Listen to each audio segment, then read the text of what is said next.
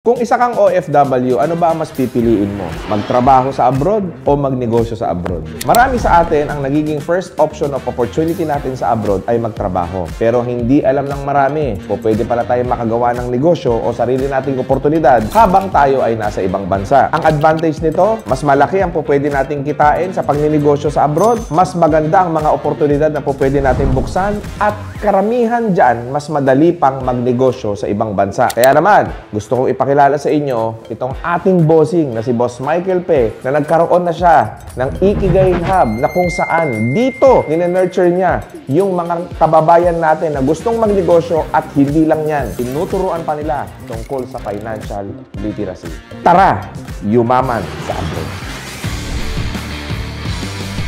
Alright, so maraming salamat sa lahat ng patuloy na sumusuporta. Nandito ako ngayon mga boss sa Singapore at syempre meron tayong kakausapin ngayon na napakahusay, napakagaling na negosyante. Siya po ay isang Associate Director in a financial industry and he owns the Ikigai Hub, which is a studio and an events place here in Singapore, and also an owner of several food and beverages business here in Singapore and in the Philippines. So hindi ko na patatagalin, let us all please welcome ang ating bossing, napaka-successful na entrepreneur dito sa Singapore, walang iba, Boss Michael. Welcome, boss. Thank you for the opportunity, boss. Boss Michael, matanong ko lang, no? Ano ba yung ginagawa mo dito sa Singapore at ano yung oportunidad na ipoprovide mo sa mga kababayan natin and probably even to foreigners? So ngayon kasi I work as a associate director dito sa Singapore, finance company. Finance company. Gumawa kami ng isang hub, which is ito, dito tayo, Ikigai Hub. Ang vision talaga ng Ikigai Hub is to provide venue sa mga Filipinos, Filipino communities. Yeah. As you know, yung mga communities ng mga Filipinos, di naman masyado malaki yung mga budget.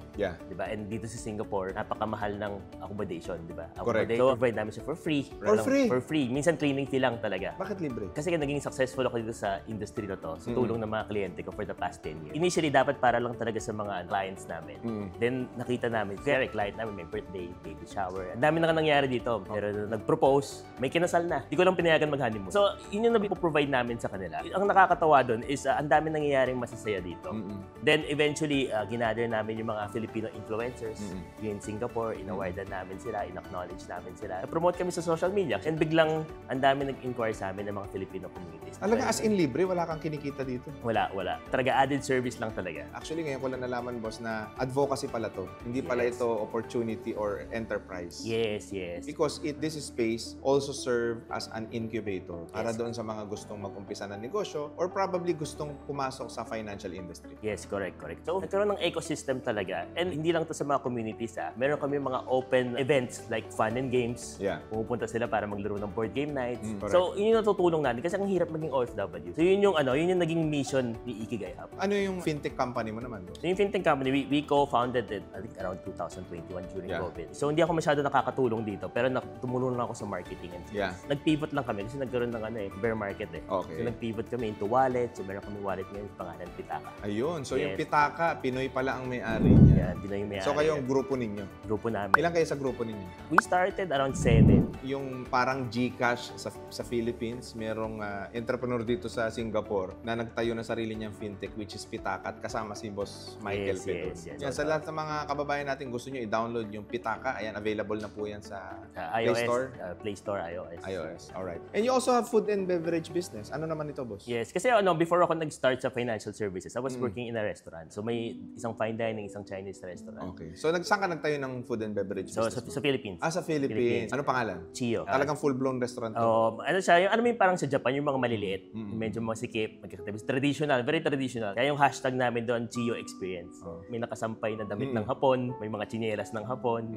So ayun, yung gusto namin talaga, yung pagpunta mo doon, hindi lang pagkain, yung experience talaga. Pero saan ka talaga, should I say, na kumita ng malaki, boss? Sa financial services. Financial services. Anong specific services ang binibigay mo? We sell financial products sa mga Filipinos here in Singapore. So it's an investment? Investment, insurances, Yeah. so any financial services. Then pag tumatagal na ako sa industry, yung boss ko kasi Indonesian, then na-realize ko na ang dami pala niyang mga clients sa Indonesia. Sabi ko, pwede pala yun. I started connecting sa mga kaibigan ko na gusto pala magpasok rin ng pera dito sa Singapore. So doon talaga yung nagkaroon ng peak yung career ko. Okay. Kasi nga, yung iba gusto ng safekeeping kasi Singapore is a first world country. Financial district. Oo. Yung mga 20-30% ng wealth nila, nilalagay nila dito. Correct. Yeah, so for their peace of mind, for their kids, di ba, for their retirement. Yeah. Kasi alam mo naman yung SGD. Yeah. Di ba, dati nung nagsimula ako, sa 30 pesos lang yung palito, now it's 44. Ang lakas. Ang lakas. So parang Switzerland of Asia talaga. Switzerland of Asia ang Yes. Singapore. Para sa inspirasyon ng maraming mga kababayan natin, hindi lang dito sa Singapore. Maaring ikaw ay nasa Saudi, nasa Dubai, nasa Amerika ka, or maaring nasa Europa ka, o kung saan bansa ka man. Panoorin yung maigi itong storya ni Boss Michael dahil ngayon, ikukwento niya sa atin kung ano ba talaga yung umpisa niya at kung paano siya naging napaka-successful na business owner dito sa Singapore. When you're starting here in Singapore, anong trabaho mo? Of course, that time I was 23 years old. 23. Yes. Graduate ka? Graduate. Saan? UST. UST. Yeah. So, ang course ko talaga, hotel management. Tapos, parang di ko makita yung sarili ko, palipat-lipat ako ng trabaho. Then, bagong break pa ako. So, Broken-hearted. Broken-hearted ako. Then, I decided, sabi ko, sige, punta muna ako sa Singapore. Kasi may mga kaibigan ako dito nagtatrabaho. Ano trabaho mo? So, nag-work ako una as a waiter. Pero kasi dahil nanginginig yung kamay ko, hindi ako pwede mag-waiter. Kasi sabi sa akin ng manager ko, lipat ka na sa bar. Tawag pa nga ako stupid eh. Oo. Dahil lipat ka dun sa bar. Kapag di ka pa gumaling dyan, tatanggalin ka na namin. So, parang naging bartender ako. Pero hindi siya yung cool na bartender. Sa amin yung bartender, gumagawa ka ng mga juice. Bubukas ako ng 100 coconut in a day. Then, naghuhugas ako ng 500 to 1,000 glasses a day. Ang hirap talaga, sugat-sugat yung kamay ko. So, literal, para kang dishwasher. Yes, parang ganon. Kasi ako yung gumagawa ng drinks, pero ako rin yung naghuhugas. Bakit hindi ka naganap ng mas magandang trabaho? Dito kasi sa Singapore, hindi mabilis maghanap. Dati kasi ang baba rin ng sahod ko. Kano sa peso yung sinasahod mo nung Roughly umpisa ka siguro rito? dati mga 60,000 pesos. Tsaka hindi alam ng family ko tong time na yun. Yun yung trabaho ko. Hindi ko sinasabi. Kasi syempre, tsaka mag-aalala lang sila eh. Oo. Diba? So wala ring point. Yun yung nangyari sa akin. Then nung time na yun, may tumawag sa akin. Sinasabi sa akin na mga gustong bumili ng mga investment dito, ng mga insurances. So nag-meet kami, kumuha ko ng mga plans dito. Sabi ko, yun yung gusto kong gawin. So pagka kumuha ko ng mga investment sa kanya, lumipat naman ako trabaho sa fine dining. Kasi dito kailangan mo kumuha ng maraming licenses eh. Mga 4 na licenses. So habang nasa fine dining ako, may break time ako ng 3 to 4 hours. Doon ako nag-aaral. Kaya yun yung nakita ko na very important na kailangan una palang step is ma-realize mo lang na kaya pala. So, Ang ganda nung natutunan ko dun, ha? So, kumbaga, kung gusto mong makita yung future mo sa trabaho mo or sa oportunidad na kinalalagyan mo, tignan mo lang yung mga nauna sa'yo. yes, correct. At doon mo na magigets kung ano future mo doon sa trabaho mo. Yes, and ayoko ilagay yung destiny ko sa isang tao lang, sa director ko. Correct. So, ibig sabihin, from dishwasher, sa pag-i-employo, naging manager ka. Naging manager ako. Tapos sabi sa akin sa meeting, sa manager's meeting, yan si Michael, magpupunta raw ng finance industry. Sabi niya, yung anak ko, finance industry, hingi sa akin ng pera, hindi makabenta. Pinagtawanan ako. Kaya nung sabi ko nung time na yun, sabi ko, I'll prove you wrong. Yeah. Tapos yun, after nun, tatapos ko yung licenses after a year. Yeah. Lumipat na ako ng industry. So, ikaw ba naniniwala ang Pinoy talagang pang-slave, pang-katulong, pang-alila, pang-empleyado? Hindi. Kasi pag pumunta ka sa mga first world country, makikita mo yung mga ibang bosses, yung mga magagaling, mga Pilipino eh. Ang kulang lang talaga opportunity. Diba? Pero sa ibang bansa, kahit kausap ko yung mga ibang business owners dito, Oo. they prefer hiring Filipino bosses. Ang nangyayari sa Pilipinas, nawawala na yung mga very skillful natin mga tao kasi mas malaki yung kita sa ibang bansa eh. Correct. Diba? That's the problem. Mga galing nating IT, Yeah. even mga mga medical professionals. Yeah. Diba? Lahat nagliliparan na. Pero mga galing talaga yung mga Pinoy. Okay. So, when you're starting at the financial industry, syempre, sinabi nga sa'yo na hindi ka naman kikita ng malaki dyan. Diba? So, right then and there, kumita ka na kagad ng malaki. Hindi. I was very driven. So, ayun, talagang nagsipag ako, talagang driven ako. Kasi may gusto akong marating eh. Kaya ang focus ko talaga yung mother ko. So, gusto ko siya mabilat ng bahay, sasakyan, pa-travel sa buong mundo. So, yun yung pinaka-motivation ko. Pag nakita mo yung dream mall ko dati, yung hindi ko pa na-achieve yung mga ibang awards, piniprint ko yung award na yun, nilalagay ko yung pangalan ko. Nilalagay ko sa pader. Parang naging delusional ako na ito yung gusto kong mangyari. Bakit kailangan ambisyoso ka sa buhay? Tingin ko pag ambitious ka, mas nakikita mo yung opportunities. Hindi kasi ako naniniwala na walang opportunity. Pwede mo bang sabihin na lahat may oportunidad, ang hirap nga ng buhay? Tama. O paano mo masasabi na may oportunidad lahat ng tao? Lahat may opportunity kasi we start from learning eh. So, ibig sabihin, pag nag-aral ka, nire-ready mo yung sarili mo sa mas malaking oportunidad ng buhay. Yes.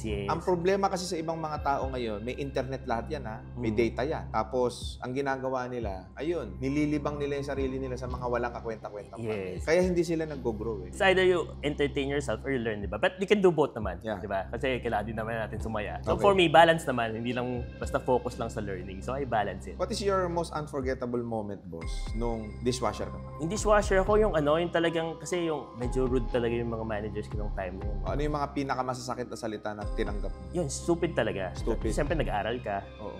Everything. Isipin mo, nag-aral ka, graduate ka ng UST. Mm-mm. Di ba? may pride ka niyan sa Pilipinas. UST ako eh. Oo. Pero pagdating dito, tanga ka. Oo, tsaka pag nakakabasag ako, pinapabayad ako eh. So, pag, Ganon? madalas ako makabasag, nanginginig nga yung kamay ko eh. Oo. Lagi ako pinagbabayad ako parang $1 to $2 Yeah. per glass. Ang hirap. Kasi ang hirap na ng trabaho, tapos feeling mo na-api ka pa. Sasabihan ka pa tanga. Sabihin ka pantanga, di ba? Di naman ako sinasabihan ng magulang ko ng gano'n or kahit sinong tao, di ba? So yun yung masakit dahil tapos malayo ko pa sa pamilya mo. Yan ba karaniwan dinaranas ng mga kababayan natin sa abroad? I can say hindi lahat, pero meron pa din. Kasi marami pa rin namang mababait dito.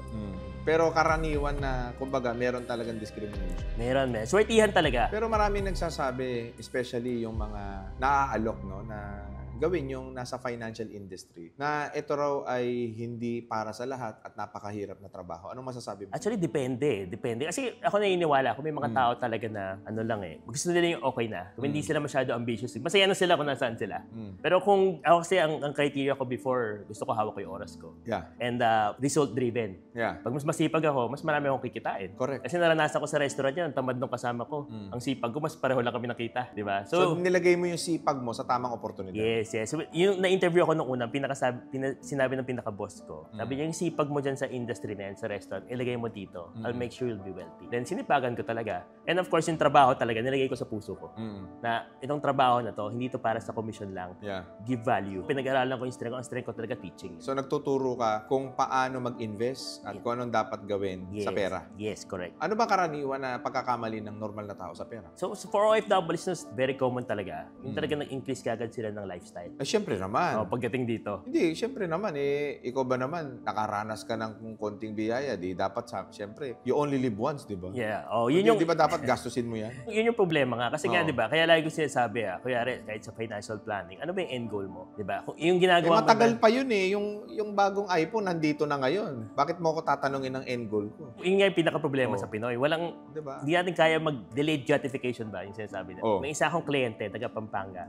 Sabi niya, Mike, 2 years lang ako dito. After 2 years, magne-negosyo na ako. Anong nangyari? Laki na ng negosyo niya. Trucking, construction. Sa Pilipinas? Sa Pilipinas. Alam mo maganda doon kasi nung time na yun, planado na talaga. Alam niya magkano kailangan niyang pera. Alam niya yung gusto ng negosyo. Pinag-aaralan niya habang nag-OFW siya. Tingin ko yun yung kulang.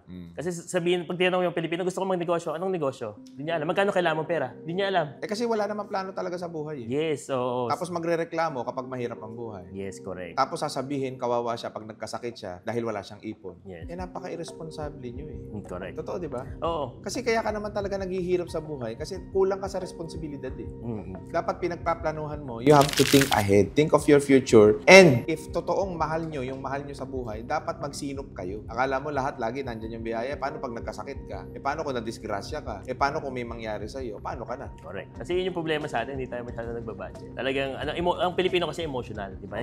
Andito na tayo, di ba? Madalas, andito na tayo eh. Labas na natin lahat. Yeah. Bawi na lang ulit. Kinaugalian na ng marami yung FOMO, fear of missing Yes, out. So, ibig sabihin, bakit nagkaroon ng kultura ang mga Pinoy na FOMO? Kasi mahilig tayong i-prove ang sarili natin at mag-seek ng validation and approval from other people na para kailangan in ka lagi. Example, lahat naka-iPhone. Tapos ikaw ka lang, mumurahin na cellphone. Mag-i-strive ka talaga para maging belong ka. Yes, yes. Kasi ayaw mo ma-miss out. Kaya maraming mga tao ang nalulugmok dahil dyan sa ganyang klase ng lifestyle. Yung cost nun is your peace of mind. Totoo yun. Anyway, boss, dami ko natututunan sa'yo tungkol sa pera. Ngayon, meron kang advocacy dito sa Ikigai Hub. Anong masasabi mo doon sa mga taong may pangarap sa buhay, pero it seems that it is so impossible to achieve? Sa akin, siguro ang masishare ko lang yung na-experience ko. So, pag nag-travel ako sa aeroplano, ang pinapanood ko lagi yung mga real life stories. Yeah. Yung mga success stories.